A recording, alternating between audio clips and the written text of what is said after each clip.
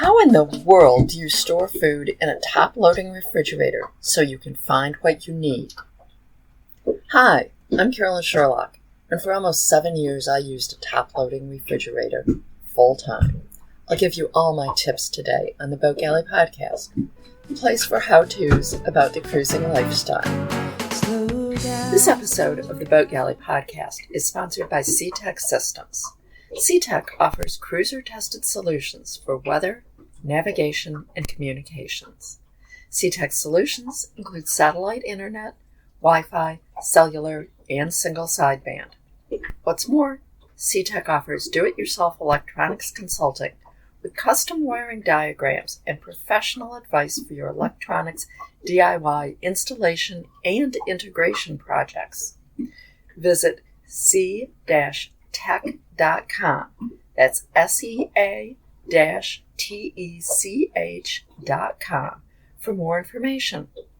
As a bonus, Boat Galley Podcast listeners get free shipping from SeaTech with the code GALLEY2019 at checkout. Most top-loading boat refrigerators are just one big open space with no built-in bins or other organization systems such as those provided by manufacturers of home refrigerators. Confronted by this big open pit, where do you begin? Well, I think there are 5 steps to organizing your boat refrigerator. First, you know where the coldest areas are. Coldest areas of the refrigerator are the lowest and nearest the chill plate or freezer compartment, if the freezer isn't totally separate, that is. Cold air falls, and thus the higher areas will be warmer. This is important to organizing the refrigerator. Some foods need to be kept as cold as possible, while others just need to be cool. For example, you want to store meat in the really cold area, not produce there, which is generally best just chilled. You don't want to freeze your lettuce. Next, you have to decide your priorities. In all likelihood, your boat refrigerator won't be as large as you'd like, so you have to decide what refrigerated items are most important to you. This might include questions like, do you have to have ice in your drinks? Or are just cold drinks fine? This will impact how much space there is in the freezer for other items like meat. Does all of your produce have to be fresh? Or can you use a combination of fresh and canned? Fresh produce takes up a lot of space. Do you eat meat? Can you use some of your canned meat? Or does it all have to be kept in the freezer? How much pop and beer and other drinks do you want cold? Do you only need a few cans cold, replacing them with warm ones when you use them? Or do you want a 12-pack of beer cold so that you can always invite people over on the spur of the moment? Do you need to leave some space for cold foods you'll make, such as space to chill down a pasta salad or a bottle of iced tea? These are all personal choices and can even vary by time of year and where you are. In the middle of a tropical summer, with temperatures over 100 degrees and no air conditioning, cold drinks are a big priority for us, and we used more canned meat and canned vegetables to have room in the refrigerator for a large drink stock. In the winter, when we spent more time anchored off a sizable city, we used fewer drinks, and I had access to lots of fresh produce, so I changed the priorities.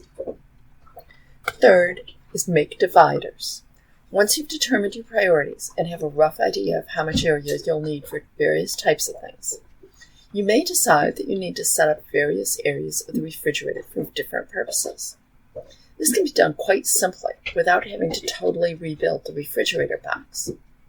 If you want more really cold space that might freeze items, you can use some rigid foam and duct tape to create some walls in the refrigerator space. The area that contains the freezer compartment or chill plate will then be quite cold, and the area on the other side much less so. You can adjust the relative cold by making some holes in the divider so that the cold air can pass through.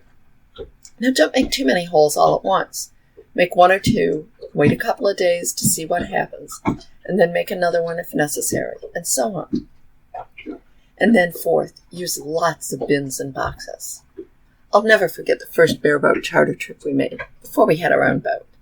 I had ordered provisions from the local company, and they brought several large boxes of food, along with several bags of ice to supplement the boat's chill plates. Naively, we alternately put ice and food in the refrigerator, and then put more food on top of it. Then ran the engine-driven refrigerator as we motored out of the harbor and into our anchorage. That night, when we went to get the food for dinner, we were supposed to have grilled steaks in tropical paradise. We discovered that everything in the refrigerator had frozen together. Lacking a hammer, we ended up using a winch handle to pound the ice and break it apart. An hour later, we found our steaks. And you really don't want to know what the lettuce looked like after being subjected to that treatment. I certainly learned my lesson. You need to sort food by category, such as meat, cheese, produce, drinks, and then use bins to keep like things together in the appropriate places, such as the coldest, the ones least likely to freeze, and so on. In general, you want bins to have solid bottoms and no holes in the bottom inch or so of the sides in order to contain any spills, but holes higher in the side are good for airflow. Metal bins conduct cold the best, followed by hard plastic and then soft plastic.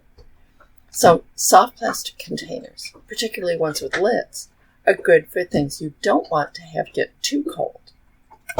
And then fifth is arranging it all. This is the step that ties all the previous sections together. You need to come up with an arrangement where everything is kept at the proper temperature. That is, things needing the most cold are in the coldest places, and so on. There's a proper amount of space for items in keeping with your priorities. And then the bins fit snugly together to fully utilize the refrigerator space. And remember, you can put one bin on top of another if it won't crush items below. You also want them to fit snugly together so that things don't rattle and bruise. The most used items are in the most convenient places. And as with every aspect of food storage, don't be surprised if all the pieces don't fall in place at first.